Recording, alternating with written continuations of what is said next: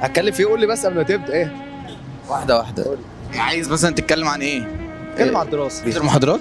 بنحضر بس على الابيض، مفيش مذاكره. تحضر؟ اه بيهتم للمحاضره؟ بيهتم للمحاضره؟ بيهتم للنسوان اكتر. يعني البنات ولا المحاضرات اهم بالنسبه لك؟ لا بأمانة. البنات طبعا. هل انت ممكن تخرج من الجامعه من محاضره عشان تروح تقابل بنات ولا لا؟ لا صعبه بالنسبه لي. صعبه؟ اه يعني ممكن تهرب من محاضره او تخلص محاضره وتروح لبنات ولا لا؟ لا صعب خالص؟ احضر محاضره. احلف كده. والله خد بالك احنا في محاضره شغاله دلوقتي، خرجنا منها ليه بقى؟ عشان اتصل بيا قال لك ايه؟ بنات بره مستنيين. والله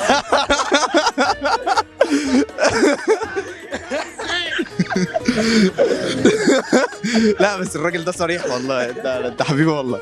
طب والله حبيته يا جدعان. كل بتحب اصحابك ولا لا؟ بحب اصحابي طبعا. ممكن تخسرهم فيهم؟ لا لو عمل حركه ندله معايا ممكن اخسره عادي، لما طول ما هو راجل معايا طبعا لازم ابقى راجل معايا. لكن الراجل الصاحب بجد ده اللي والله. يفضل سند معاك طول السنه طول الحياه. طب يا جدعان مين هيقول له؟ هيقول له ايه بقى؟ محمد هيقول له. قول له. قول له. تعالى يعني. احنا كنا واقفين هنا من بدري.